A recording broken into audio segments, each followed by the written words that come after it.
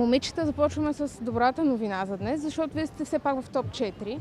Много неща обаче не се получиха, за да стигнете до успеха в тази среща. С кое бихте започнали най-вече? Кое не ви позволи да направите това, на което сте способни? Аз мисля, че много ни се отрази полуфинала, понеже имахме матчбол там и не успяхме да го вземем. Психически не можахме да излезем още от полуфинала и влязахме много преднавити за малкия финал. Това 21-7 във втория гейм със сигурност не е реалната разлика между двата отбора, но върху какво мислите, че трябва още да поработите, за да не ви се отразяват така предишните матчове? Психиката. Психиката. А как ще наблегнете върху психиката? С много мачове се набляга. А по време на тренировките говорите ли си повече какво трябва да направите, как трябва да реагирате в отделни ситуации? Ами да, ние общо взето играем 4 години заедно и смятам,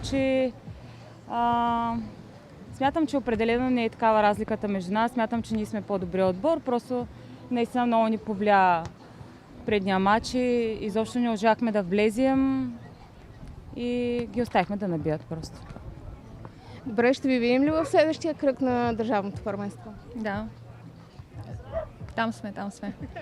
За там вече какво ще планирате на тренировките, за да не се стига до тук? Ами, като за начало и двете работим. Знаем, че момичетата на Енерджито тренират целогодишно и пак стигаме до тайбрейци с тях, при положение, че сме на една тренировка в седмицата и то не е винаги. Всъщност всичките ни тренировки са мачовете и смятам, че ако наблегнем повече, може би за другите турнири и отделим повече време за тренировки, няма какво остане.